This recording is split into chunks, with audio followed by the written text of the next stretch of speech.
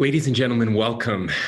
We especially appreciate those who are here with us virtually. We're very excited this morning to be coming to you from our new offices in Southern Utah. We are here on the campus of Southern Utah University in Cedar City, where we have now a governor's office, an office for the lieutenant governor, and an office for staff, so that we can spend more time in rural Utah. We were very excited this morning to be making our official budget announcement.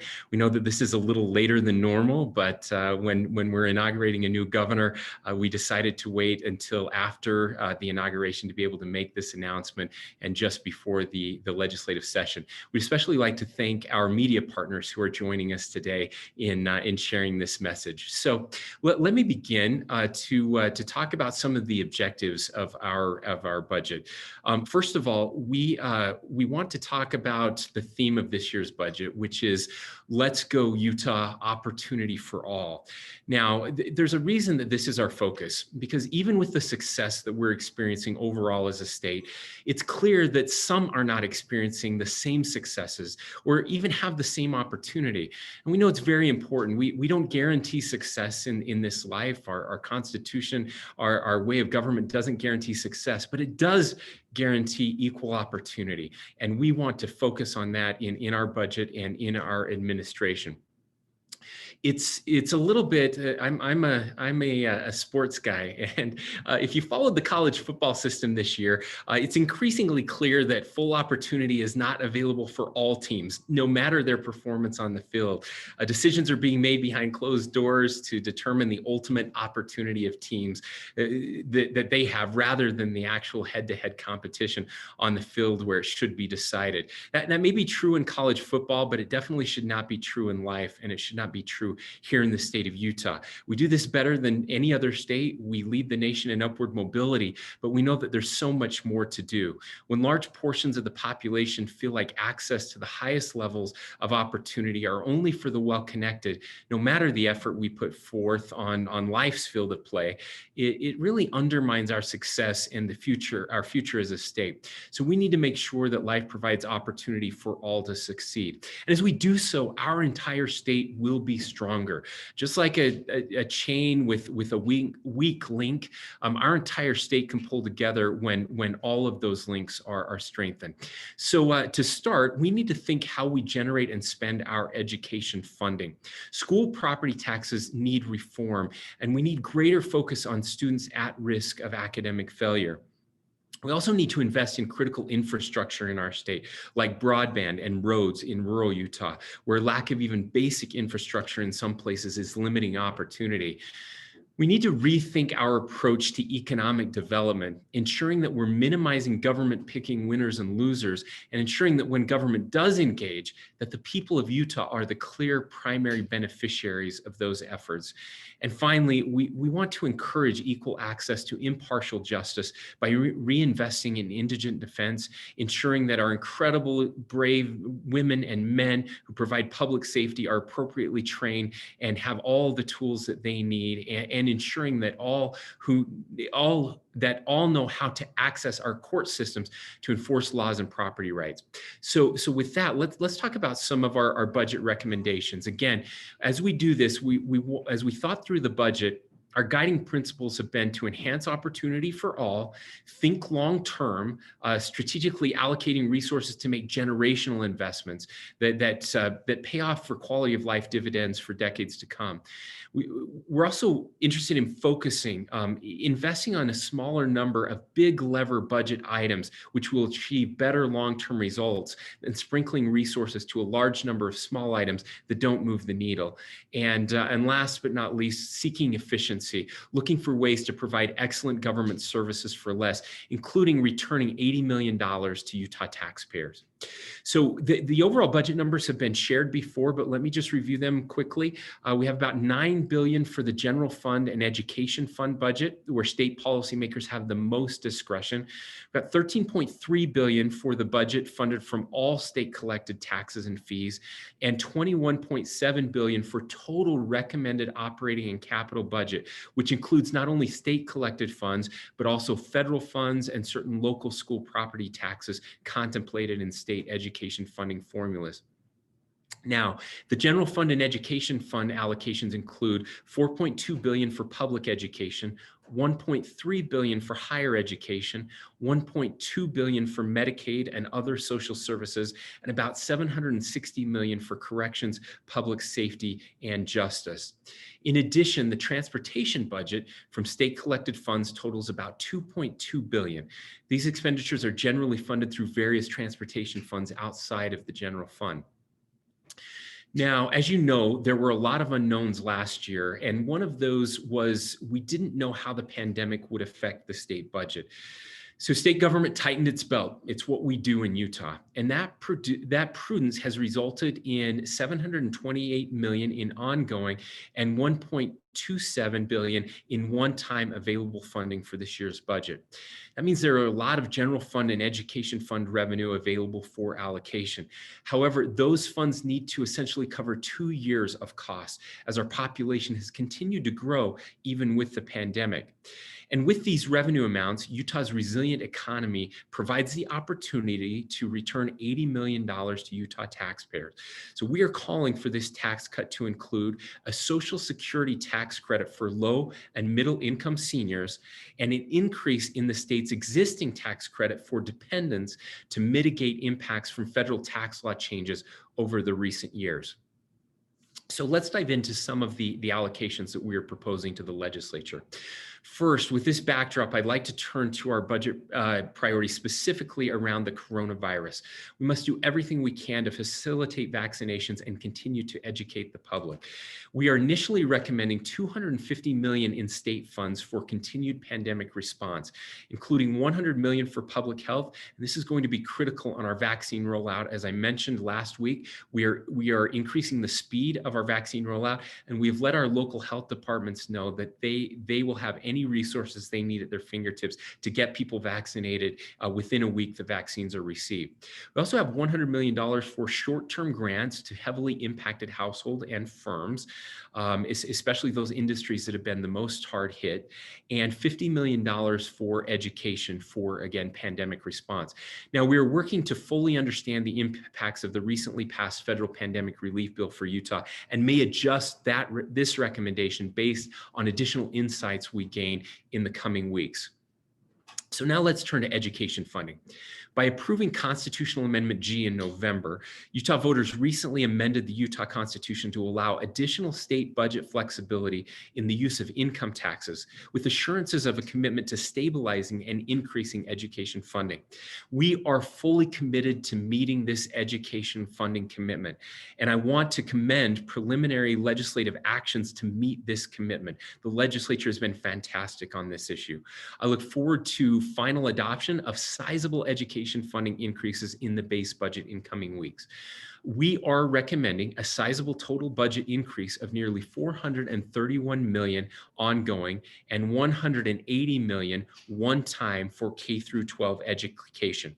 This includes more than $296 million in ongoing and one-time funds for a 5.82% increase in the weighted pupil unit, and for funding enrollment growth, including contingency funding given the pandemic-driven disruptions to enrollment.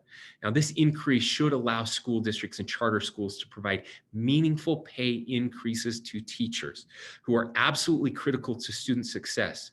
I cannot overemphasize how essential teachers are to our state's long-term success as they educate the young Utahns that literally are our future.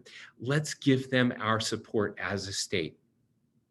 And as another gesture of our gratitude, and as I've previously mentioned in December, I am proposing and advocating for bonuses, $1,500 for school level educators and $1,000 for other staff members for those who have worked hard to keep schools going during difficult times.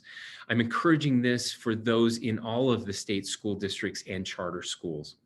In addition, we are recommending a number of targeted investments to ensure that all students have meaningful and equitable educational opportunities. This includes a $26.3 million increase for creating a WPU add-on for students at risk of academic failure. We believe that this is more important this year than ever before. Now, this would be similar to the existing add-on for special education students and would go out to every school district, again, based on the number of students they have that are at risk for academic failure. An additional $9 million for optional enhanced kindergarten for those most at risk of academic failure, and $8 million for a small district-based WPU funding for school districts in rural Utah that experience diseconomies of scale. Now, we are also recommending a total increase of $2.8 million for the Utah Schools for the Deaf and Blind and $12 million for additional special education intensive services. We will further recommend $7.5 million to expand access to computer science for all students, with an initial focus on those whose circumstances may otherwise provide for the least access to these fields. And we are calling on those in the technology sector, in the private sector in particular, to enhance these state funds with private funds. Along with re-examining funding allocation methodologies, we are also recommending, and we've already started this process with the legislature, of re-examining the role of the statewide school property tax to better enhance educational equity. The tax burden is not being fairly distributed throughout the state, and we are recommending we fix this by putting a greater emphasis on the statewide property tax for school. We need to do better to ensure tax burdens and student funding are more equitable no matter the zip code. We can't just allow greater opportunities for those in more affluent parts of our state. We need to make sure that every student in our state gets a high quality education as guaranteed in our state constitution. We also want to change our focus when it comes to higher education, specifically on workforce development.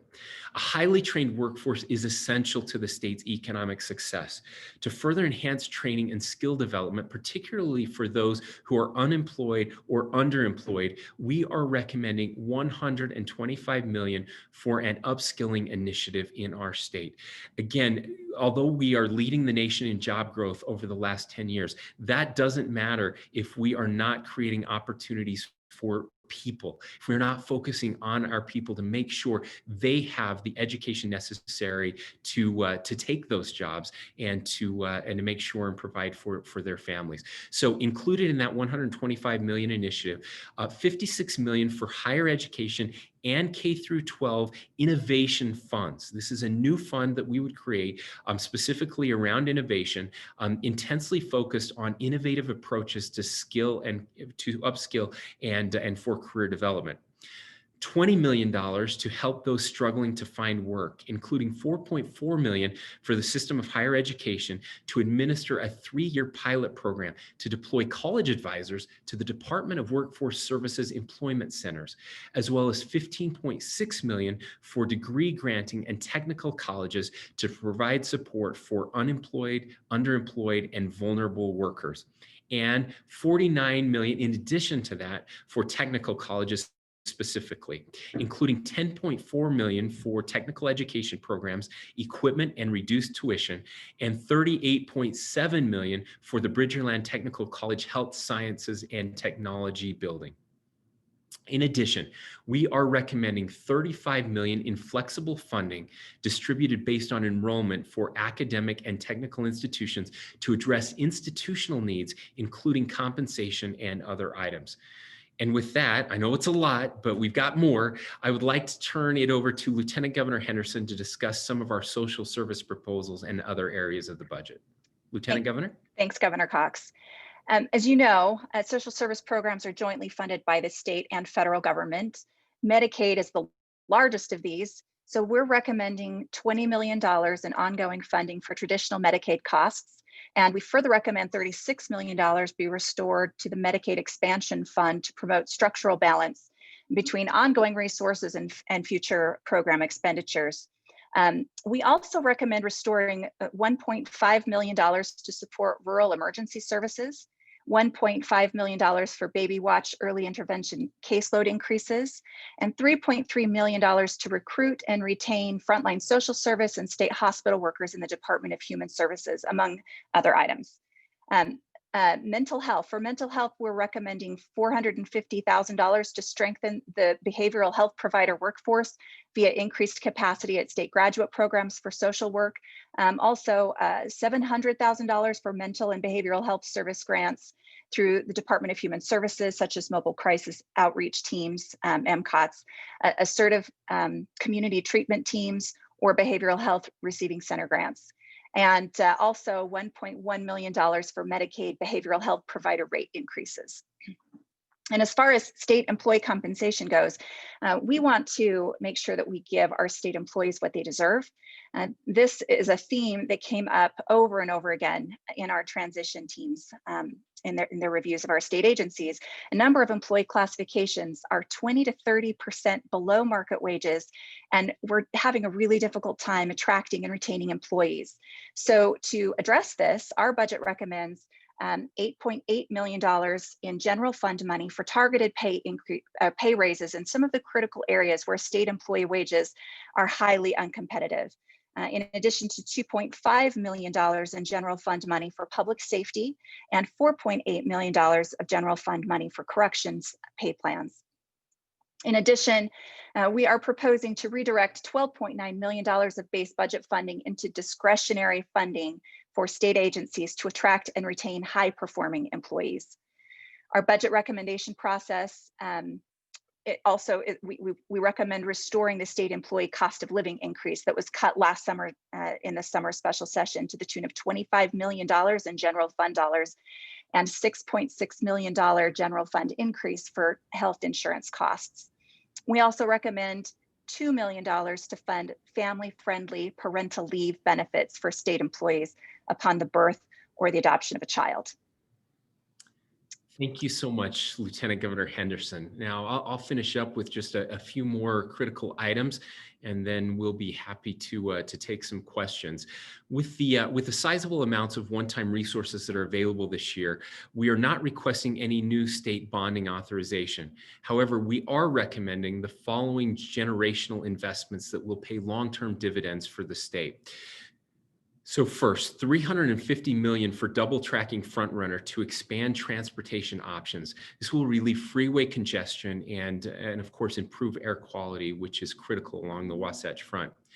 We're recommending $50 million to deal with transportation issues in the Wasatch Canyons, where congestion continues to clog roads and make things difficult for people who are visiting our state and locals who are traversing those canyons, especially in winter months.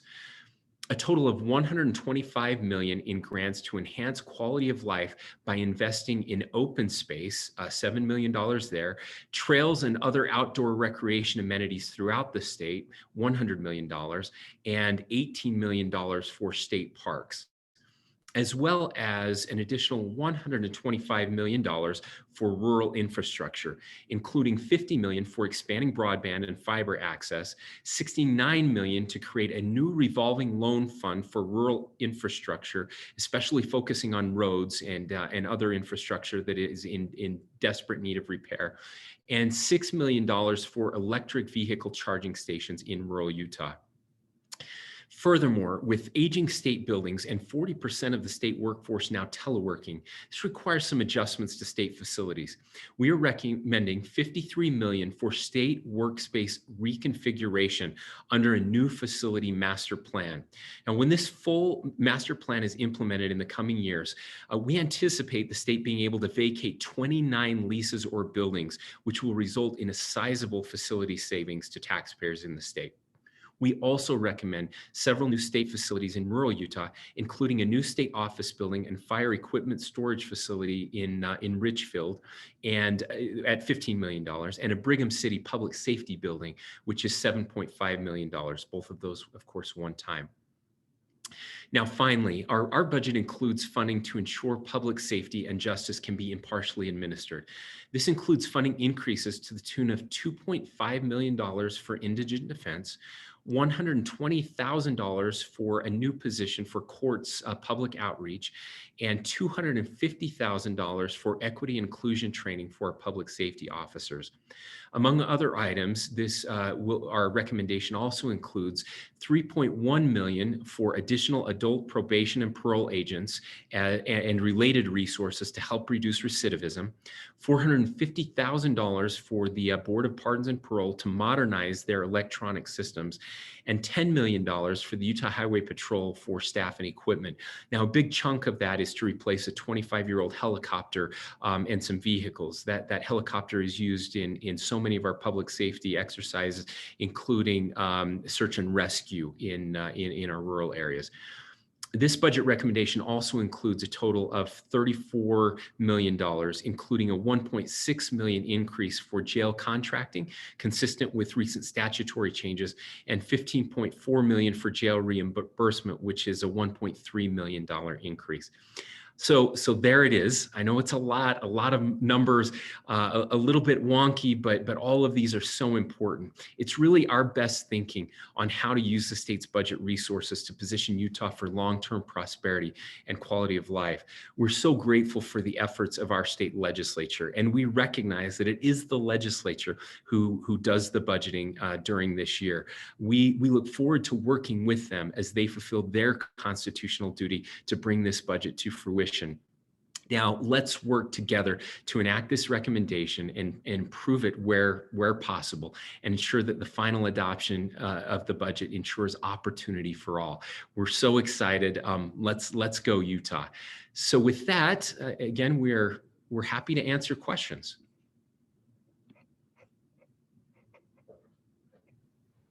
I've got a question, Governor. I was wondering, after, some past budget proposals and tax reform with Governor Herbert didn't really go as lawmakers had hoped. I mean, are you looking to tackle tax reform? I mean, not with this budget, but in future budgets, or do you feel like that tax reform issue and structural balance is fully addressed yet? Thank you, Katie. And we would ask to have all of you just identify yourselves when you ask questions. Katie McKellar with the Deseret News. Thank you. You're good. No, so I think we're all, it's been really interesting this year, especially with the pandemic, right? We're working, we've got the best budget analysis in the nation right here in my budget office, as well as the legislative fiscal analysts, and work very closely together. And they're trying to understand what has happened over the past year and where we're going from a tax perspective. Now, the passage of Amendment G is huge for those tax reform efforts.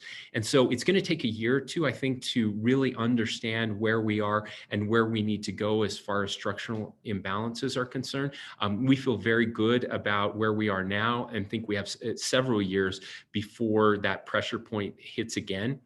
But it is something that we are constantly evaluating, and that we will continue. We have had some initial discussions with legislative leadership on the potential for additional tax reform down the road and what that might look like. Nothing substantive yet, but those conversations will be ongoing.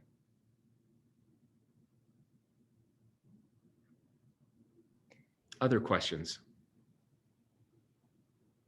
If no one else has one, I have another one.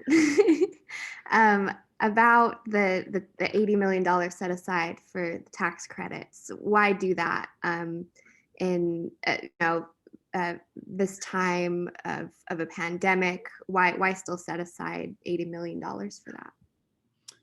Yeah, well, there's a couple reasons. One, because Utah has weathered the pandemic so much better than any other state, we have an opportunity to do this. The budget looks better than I think anyone predicted over the past, especially over the past 10 months. And it's important. I believe that the people of Utah know how to spend their money better than the government of Utah knows how to spend their money. And so any opportunity we have to, as long as we are fulfilling our obligations and doing the very best we can with the mandates that we have been given in state government to return money to the people of Utah, that should always be a priority. And we have the ability to do this. This is something that the legislature and the governor, we've been very careful. I would also note that our rainy day funds are still very robust because we made really critical decisions in April and May through those special sessions. We tightened our belt. That's what we do better. Instead of just spending, we were really careful. That means that now we have an opportunity to meet those obligations that were missed over the past year and still get money back to the people of Utah. And I will always err on the side of getting money back to the people of Utah.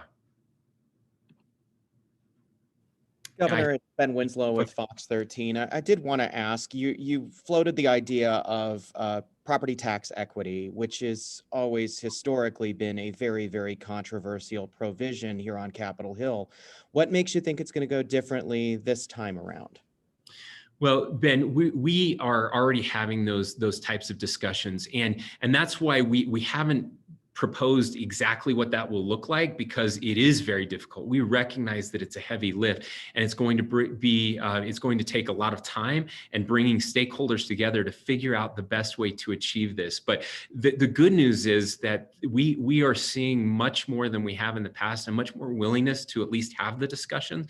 I've been very outspoken on this. It's been part of our campaign as we've talked about the need to lift students. It's the one area where Republicans and Democrats really can agree that we're better off helping kids have opportunities early and getting the best education possible, because otherwise we all pay for it down the road. They pay for it with lives that aren't they're not achieving the American dream, the Utah dream, but we also pay for it. Taxpayers pay for it as people need more public assistance or become involved in the criminal justice system because we haven't given them the opportunities early in life that they need and deserve. And so we've seen a real willingness. I know that that legislators have approached me that in some of their own discussions that this was a top priority to figure out how we can do this better. You'll notice in our proposals some of this by focusing on kids who are at risk. That will help. More of that money will go to our less affluent neighborhoods, and so that's one way to do it. But I really think we have to look at the entire structure, just the way we fund schools. We do it equitably at the state level, but it certainly doesn't happen at the local level. And we've done some of that over the past.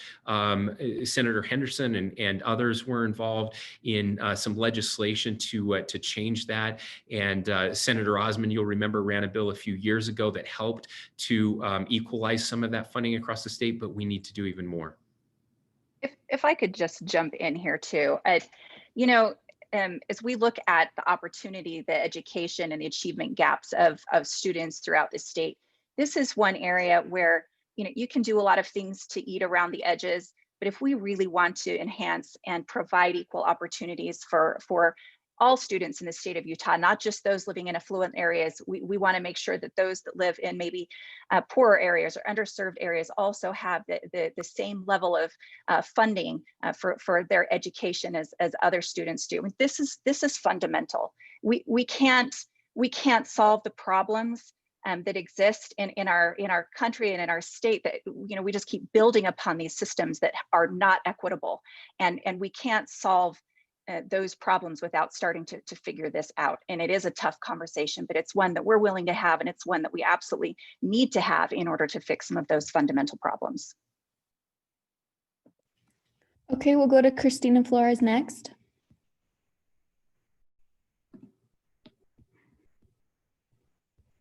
Christina? Now can you hear me? There we go, Christina. Okay, good morning. Sorry about that. I'm glad you're talking about education. I wanted to ask you more about that.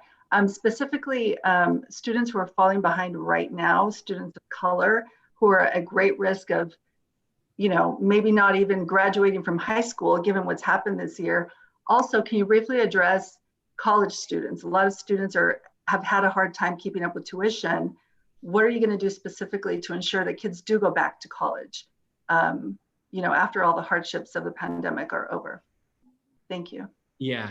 Thank you, Christina. Those are really important conversations that we're having right now on the academic side of things. And so there are two things that I think I would that I would add there. Again, we are recommending, and I want to point out that this is new. This $26.3 million that we're recommending is a new WPU add-on. This has not existed before, and it is specifically targeted for those people that you have mentioned, those who are at risk of dropping out or failing out of our system. And we know, again, that those numbers are going to be larger this year than probably any time in our state's history because of the way that the pandemic has disproportionately impacted students in some of our less affluent neighborhoods and some of our rural areas. And so that money is targeted specifically there to focus on them and do so very quickly. This is not something that we can take a couple of years to figure out. We have to do that right away. On the college side, this is why we're so focused on workforce development and college is really important, and our four-year institutions are critical, and we have additional funding there. The changes that they have made, the innovation that we've seen in higher ed over the past year has been tremendous to allow access to people, and the lessons we're learning through this pandemic will help students for years to come. Now that they can actually access classes without being on campus. It should reduce the cost of higher education across the state, and these changes are critical. That being said, we are putting a historic amount of emphasis and resources into our tech, into upskilling our tech colleges, into upskilling our workforce, our UTech institutions here in the state. Trade and technical expertise is needed now more than ever. We have incredible jobs that don't require a bachelor's degree.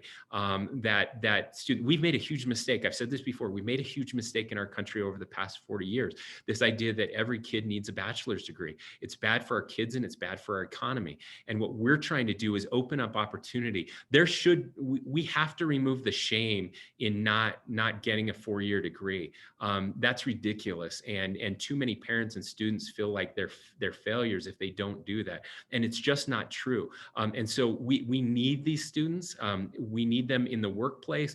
And we're going to make sure that we're working with the private sector to enhance those opportunities so that more and more kids can get their can choose, can get a trade and technical certificate, or can go and get a four-year degree, or do both. Some of the innovation that's happening right here at SUU is one great example of that, where now they have a seamless transition between the trade and technical, the UTech institution here, and the college here, so that students can go back and forth and take classes on the tech side, can come back on campus. Their credentials are stackable. It really is a model for the rest of the nation on how to do this. So then people can get a certificate, get a job, come back to school, and never miss a beat.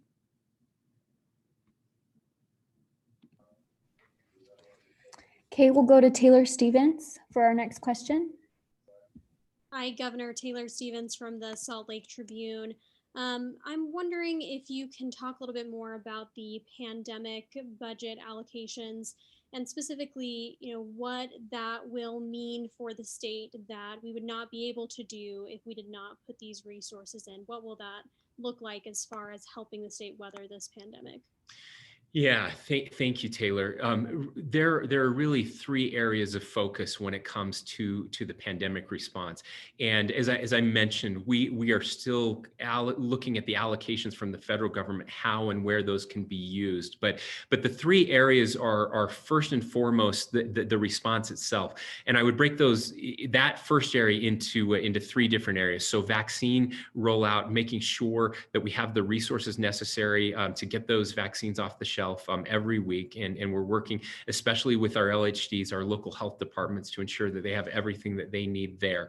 For example, this week, what we're finding out is that the reporting issue is holding them back a little bit. They can give us a report of how many they've done, but data entry so that they get it into the system within the times that we've allocated them. So we're talking about how we can use that money to get more data entry folks on the ground with our LHDs so that there is no lag in data. So that's an example there. I would include within that testing, increasing our testing, making sure that we have ubiquitous testing available all across the state for anyone that wants to test at any time, and that we're doing more surveillance testing. And then contact tracing. We continue to ramp up contact tracing, making sure that we can keep up. And that's how we're going to prevent the spread until everyone that wants a vaccine can get a vaccine.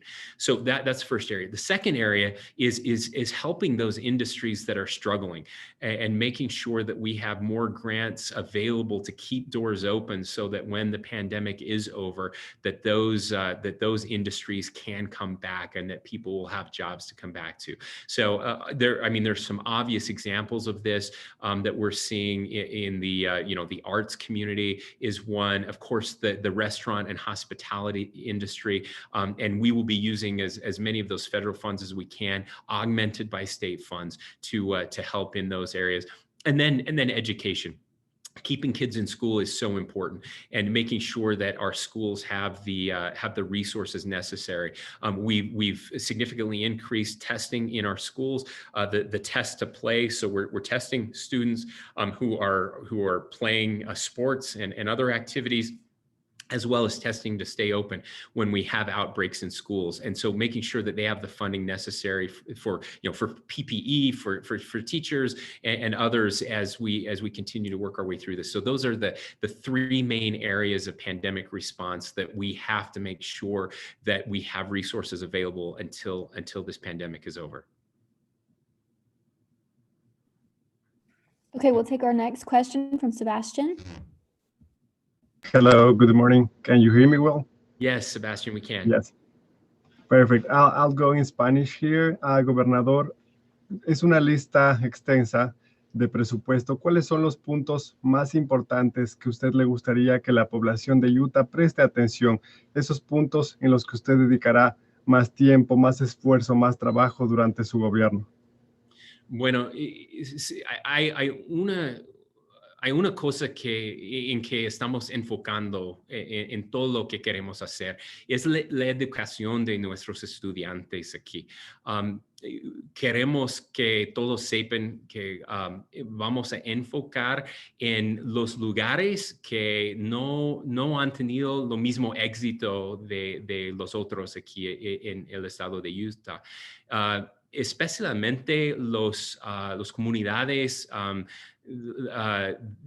multiculturales y también las comunidades rurales. Yo creo que si podemos enfocar allí, los demás problemas en nuestro estado los podemos resolver si estamos poniendo nuestra atención en nuestros hijos y los estudiantes y sacando adelante la economía de nuestro estado.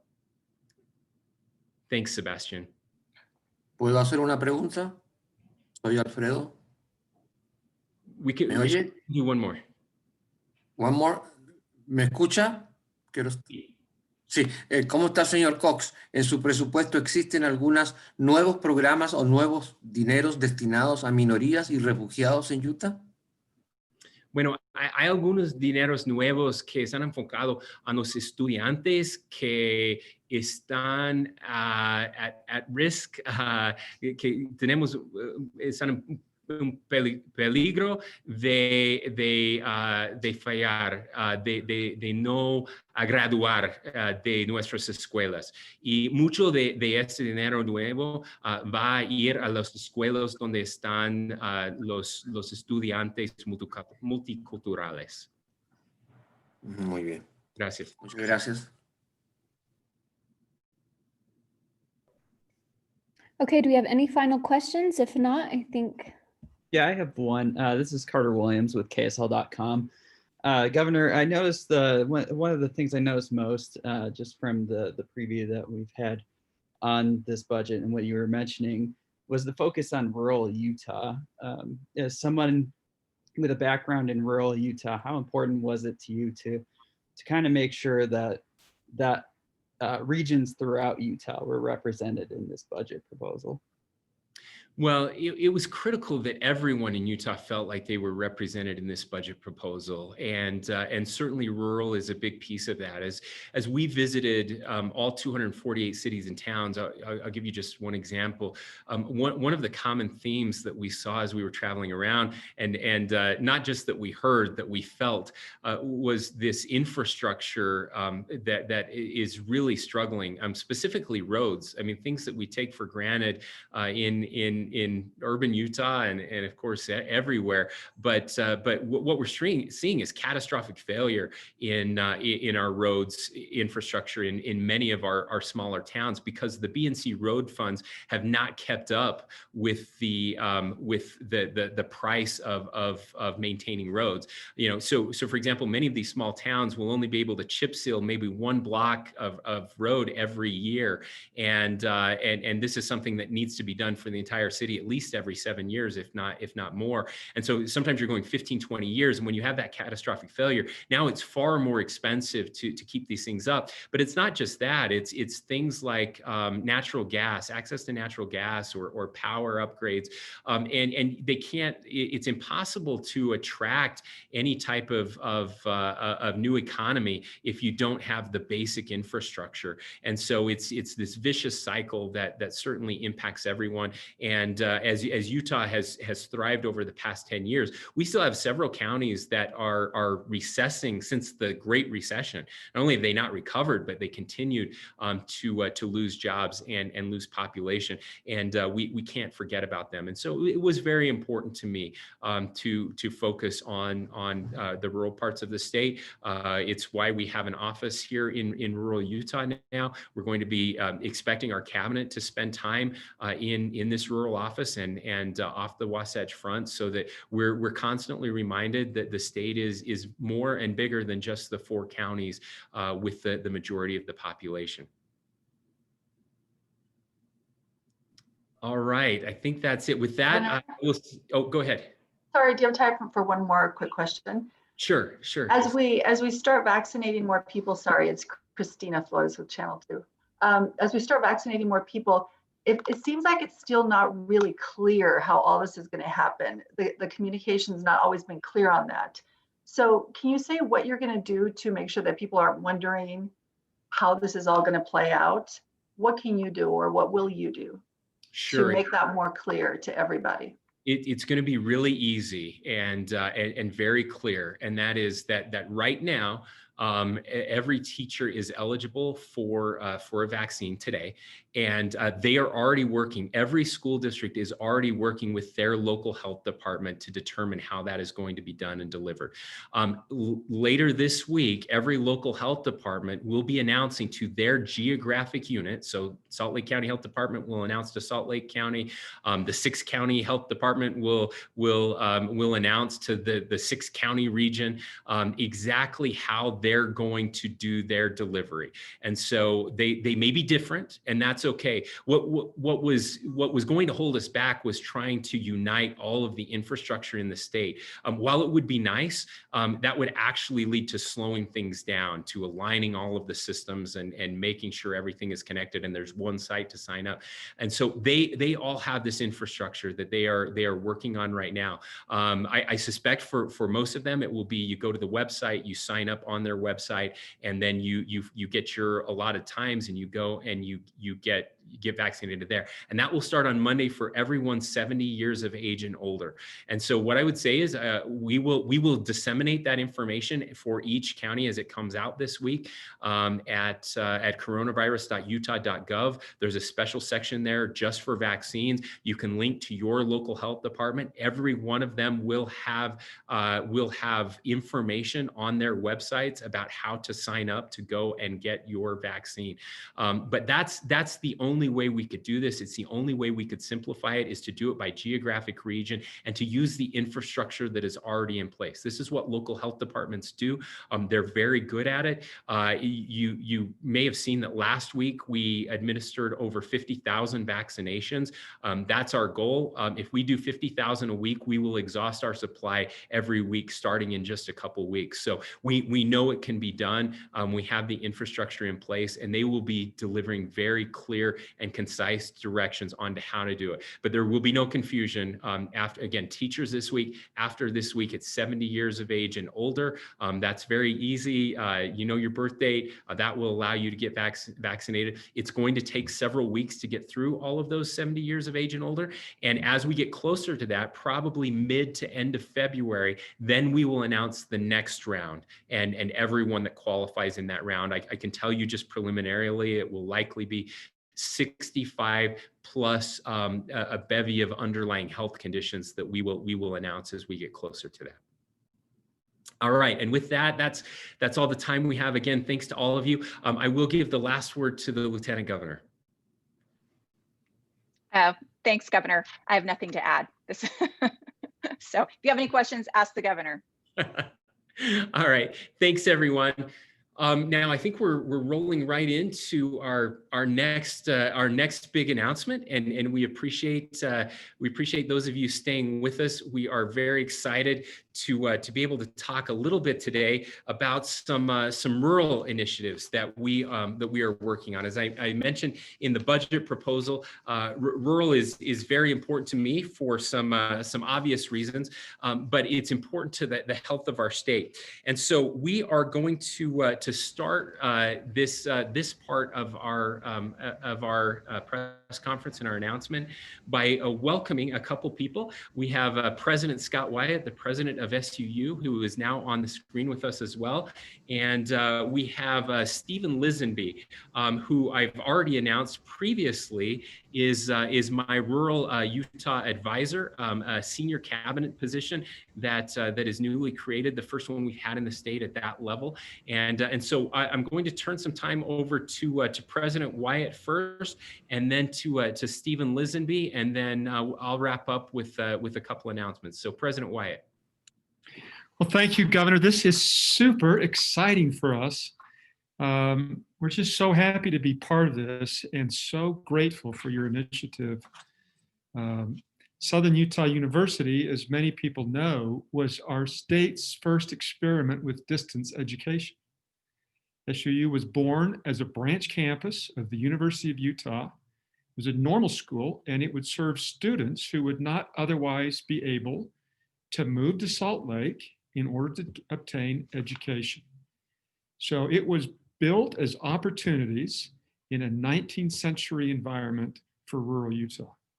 In fact, this building that all four of us are in, and in which the governor and lieutenant governor have offices, is Old Main. It was built in 1898 by the 1,200 residents of Cedar City. They were just farmers, ranchers, and miners. And they literally mortgaged their homes, risked their lives up on the mountains near current day Bryan Head to bring lumber down in the winter. They carved clay out of the frozen sand, the frozen earth to build bricks, and constructed this building from the beginning to the end in 3.5 months, starting with no construction materials. Well, it was an epic, epic story. And we don't have to have epic stories anymore. We don't have to go up on the mountain in the winter to build opportunities for those that live in rural Utah. The task to expand is already laid before us. We just need new paradigms. We need to energize our cooperative efforts. We need to deepen our commitment to innovate. And happily, we don't need a new governor and lieutenant governor to set the vision, because that has been done. So we're well on our way. As you know, opportunities in rural Utah serve everyone. For example, for every person working remotely from rural Utah is potentially one less car in the congested I-15, one less source of air pollution. One more savings for taxpayers in building new facilities in the high cost real estate areas up in the highly populated areas.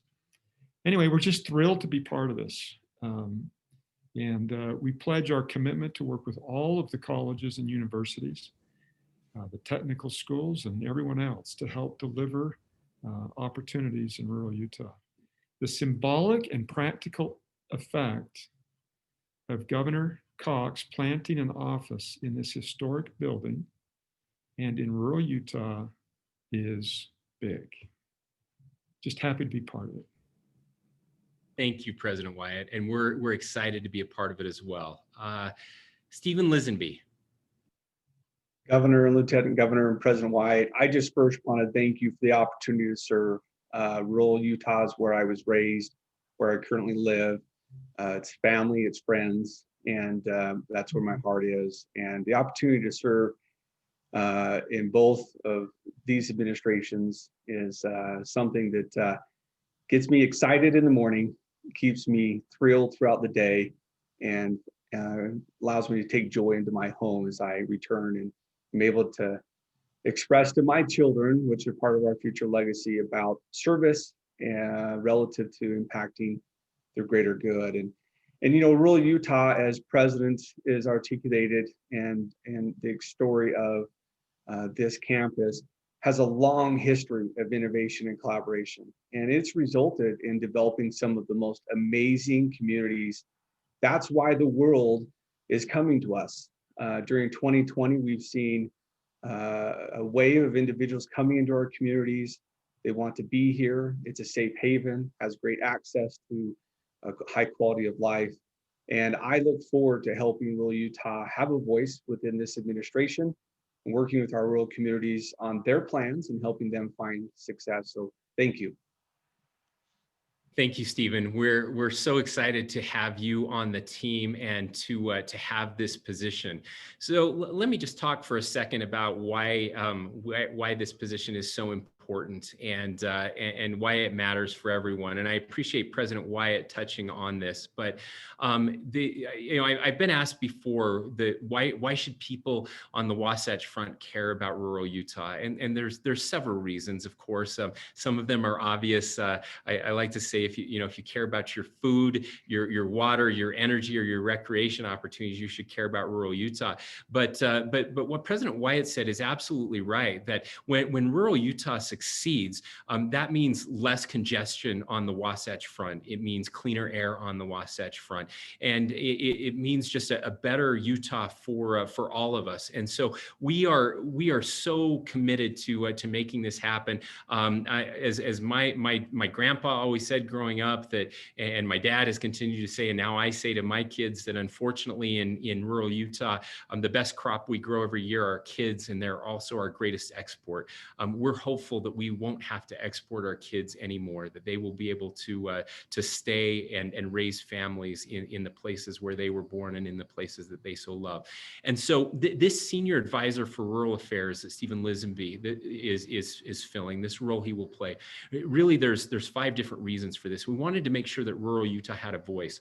As we will redistrict the state this year, rural Utah continues to lose voices because the population growth in the urban centers is so much higher than in our rural communities. And so Stephen will be in the room when all of these meetings are happening, representing Utah's rural communities and helping to align resources with opportunities and raise the profile of rural issues when we're together. The second is to provide convening power, bringing rural communities together on the important issues that matter to them. Third will be engage leadership development. We've asked Stephen to work with Utah's rural communities to provide community development opportunities that support our leaders' ability to really navigate growth and innovation. Fourth, we want to develop collaboration, working alongside rural Utah champions in ways that synergize and leverages programming and development that enables our rural communities to be on an even playing field when it comes to success. And last, ensuring that we have the support, connecting our rural communities to resources and tools to prepare their goals and execute their plan. It should never be top down, but should always be bottom up. We want to utilize the resources of the state to support and align with the champions of rural Utah and their efforts moving things forward. And so today I'm excited to announce that I will be signing 2 executive orders, and the Lieutenant Governor will be signing those as well. The first one is an executive order requiring an agency review of remote work opportunities. So this executive order will require all state agencies to review all jobs within their agencies with the goal of expanding opportunities for working remotely. During the pandemic, we found that 40% of state employees worked outside of the office, which has resulted in savings to the taxpayer and higher employee satisfaction. I've asked agencies to complete these reviews by July 1st. Teleworking will really help prevent air pollution, improve the quality of life for so many of our state employees, and reduce congestion on our freeways and other roads. And since technology makes working from home more accessible than ever, we should allow working remotely wherever possible. Again, this is not just one that benefits Utah. This benefits everyone in the state, regardless of where you live, and also will benefit the people who work on the Wasatch Front who can also work from home. The second executive order I will be signing will require all state agencies to determine which positions and offices could be relocated to rural areas. Moving some offices may require additional infrastructure to make that a reality. So that review is part of the order as well. We also want agencies to develop educational opportunities for rural residents and to work with the private sector to encourage rural employment opportunities.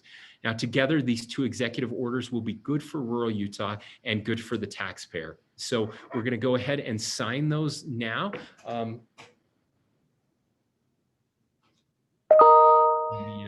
The wide shot.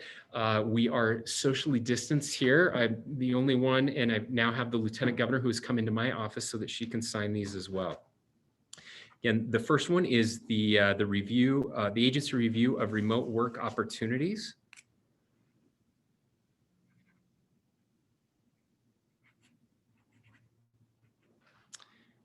And then the second is the order on an evaluation of moving jobs to rural Utah.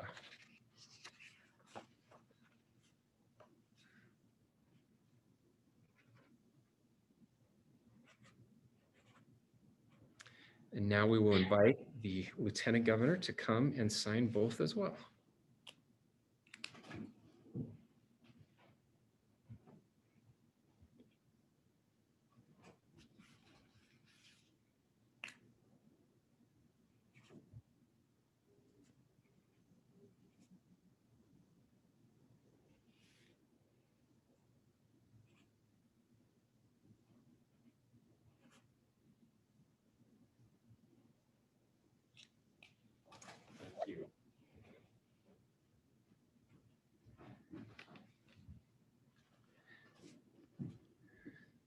All right, it's official.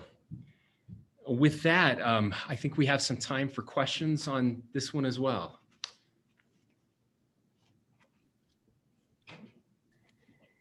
We have any specific questions? Señor Cox, ¿me escuchan? Sí. Señor Cox, ¿me podría usted dar una breve explicación en español acerca de esta oficina rural y cómo va a ayudar pues a las áreas? Bien breve en español, si es posible, ¿no? Okay, yeah. Gracias.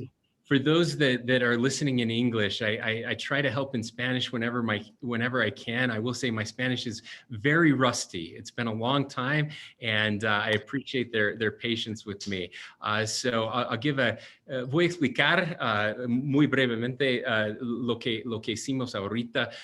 Estamos enfocando en los lugares rurales donde no hay trabajo y donde no tienen la economía necesaria para las familias que quieren vivir en esos lugares. Entonces, hoy mismo he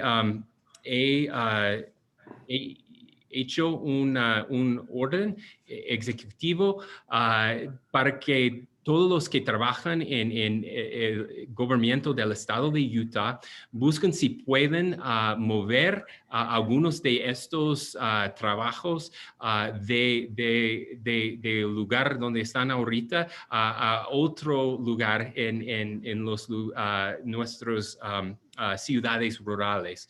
Y también a buscar si podemos tener más trabajo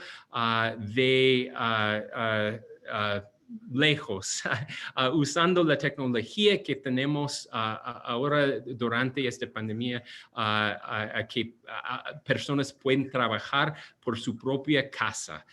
Es mejor para familias, también para limpiar el aire y para que no tenemos tanto tráfico por nuestras calles. Hopefully that helps. Other questions? Muchas gracias. Muchas gracias. I have a question, Governor Cox. This is Roger McDonough with KCPW Public Radio. And I am curious what the state can do. You talked about the teleworking for state employees. What about encouraging the private sector to adopt similar provisions to allow for teleworking to occur in the state of Utah? Yeah. Lieutenant Governor, would you like to take that one?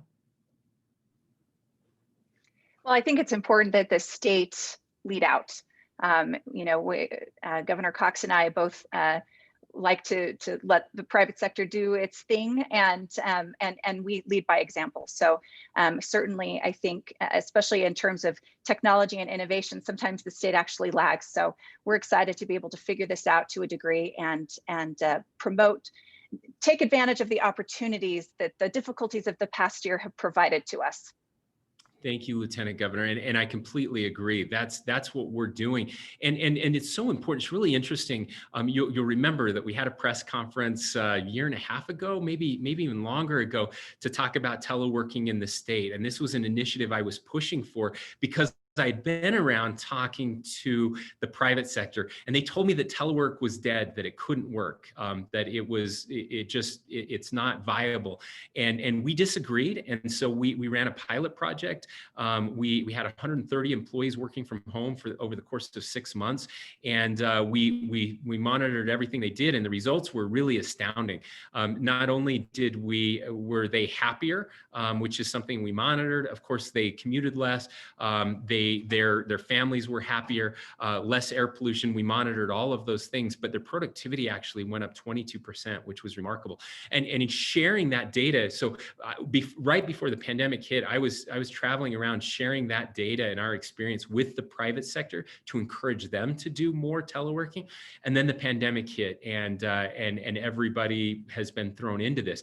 And there have been lessons learned during that. Telework is interesting. You have to be very intentional about it. It's not just enough to give somebody a computer and send them home. That's where teleworking can kind of fail sometimes, because you don't have the infrastructure and you don't have the support systems in place. It's easy to get disconnected if you don't do this intentionally. We had brought in some of the foremost experts on teleworking from around the country to help design our teleworking programs and how to manage teams that are remote, and how and when to bring them into the office and bring them together to make sure that people still felt connected and could work together in teams. And that's why we were so successful. And so we, not just leading out, but we will share that data and our best practices with the public sector as well, so that they can have success. Thank you. Any other questions? Okay. Hearing none, we will go right into our last big announcement. Now, this has happened. Things have piled up a little bit. Of course, it's we've just been in office now for 1 week, and we have so many things to get through as we get closer to the legislative session. But this is one significant for Iron County, and that we're very excited about. So we're going to. Let me pull this up and make sure I have everything we need for this next announcement?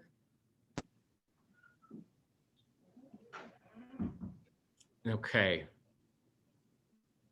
So here we go. Again, this is an important announcement to make about things that are already happening in the rural 5-county area. Right here in Iron County, at 10,000 feet is located. You will find Cedar Breaks National Monument. If you have not been there before, you need to visit. It's truly breathtaking, and I'm excited to welcome Mark and Kathleen here to this exciting announcement. About a year ago, just over 1 year ago, I had an opportunity to be down here in southern Utah in honor of Zion National Park's first centennial. I'm honored to be here again today with the Zion Forever Project, which is the park's official charity partner, to announce plan for a new visitor contact station that will be constructed on site at the Cedar Breaks National Monument. So I'm going to turn some time over right now, and we'll have Director Price, who is Director Mark Price, who is with the Zion Forever Project. He'll make the announcement, and we also have the Cedar Breaks National Monument Superintendent Kathleen Gonder here with us. So Mark, I think you're up next. Thank you, Governor. It's just a real pleasure to be here with you and Lieutenant Governor. Thank you both for helping us announce this legacy project for the state of Utah today. It's appropriate, as you know, that we share this message from Cedar City, recognizing the essential partnership role that our Iron County partner played in believing in this project from the start, investing in it from the beginning, starting 3 years ago, which gave our community and our park partner the fiscal foundation necessary to progress to today. This project restores the heritage of Cedar Breaks as the gateway to southern Utah's high alpine experience and the entrance to Utah's Red Rock country.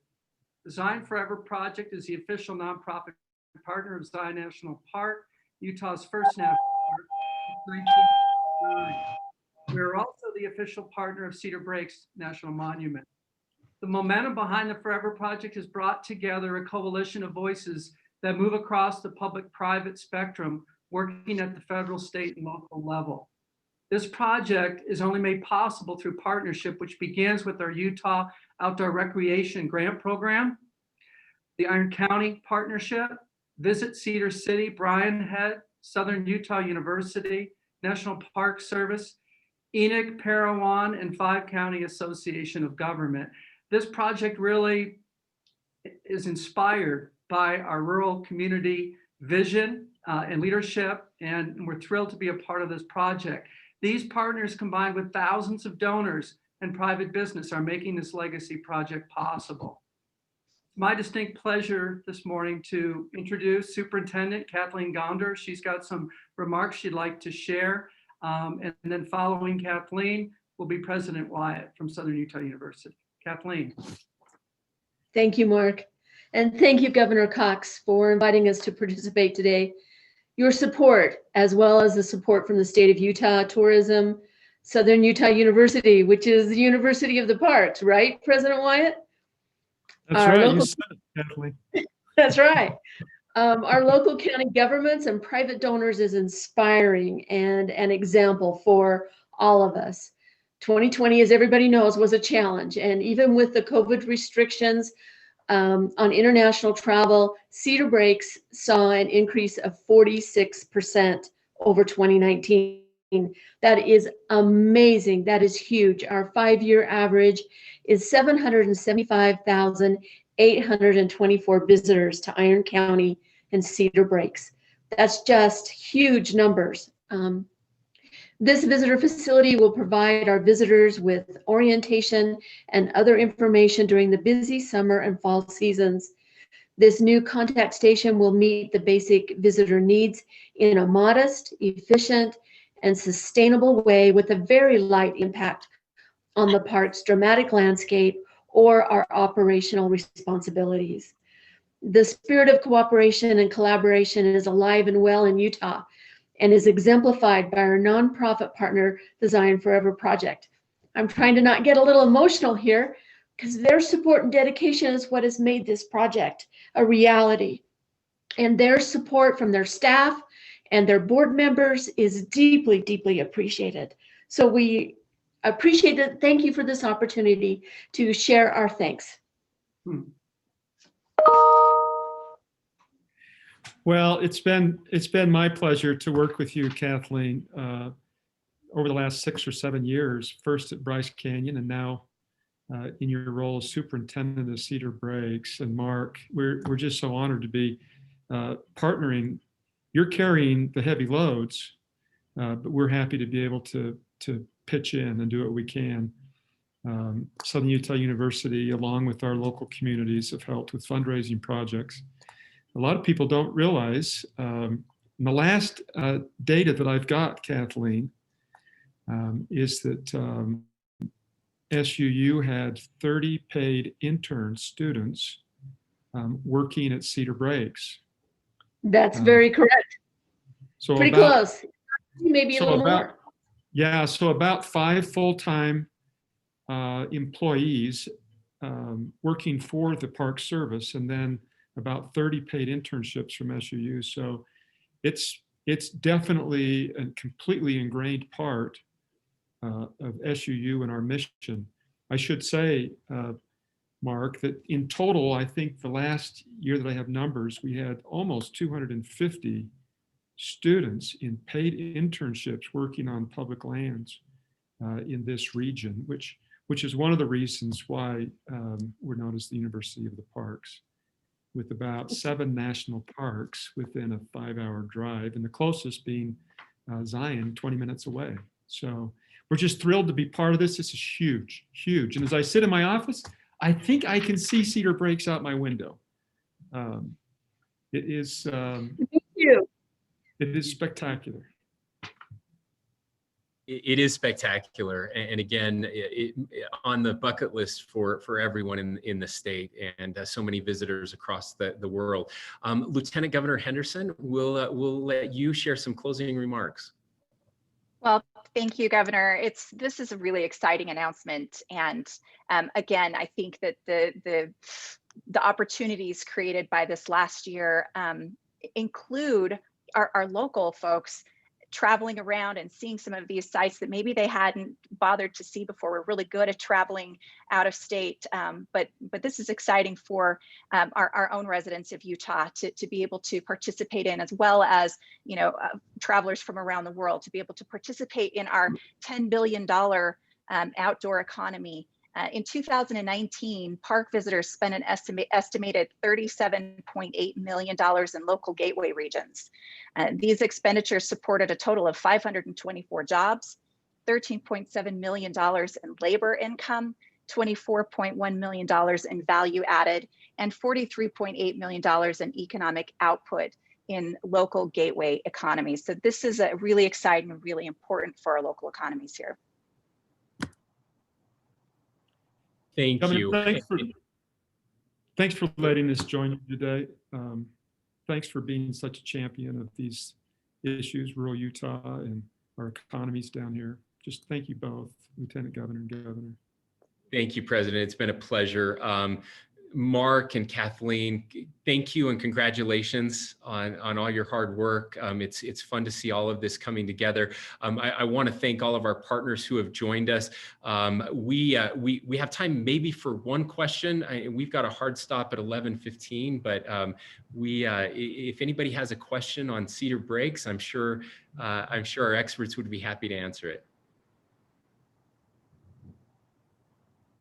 Okay. Well, I'm not hearing anything. So again, thanks to everyone. I want to just give a special thanks to our team, our budget team. They have worked so hard over the past year, really. I said they basically had 4 years within one. They did a budget in January for the legislative session. Then we undid that entire budget. Then, of course, we had all of the federal money and figuring out how that was going to be allocated, and then going through this budget process. We are so lucky to live in a state with so many professionals who care deeply about their state and do their jobs better than anyone else. We're lucky to have a new budget director, Sophia DeCaro, who has joined us, and most people know her. You'll get to know her even more over the coming weeks and months. But but we're excited for this legislative session. And again, I just want to thank the legislature for their incredible leadership over this past year as we've worked together through this pandemic. We have exciting things happening. It's going to be a great legislative session, and we're excited to get rolling. So thanks, everyone. Have a wonderful day, and we look forward to seeing you again soon.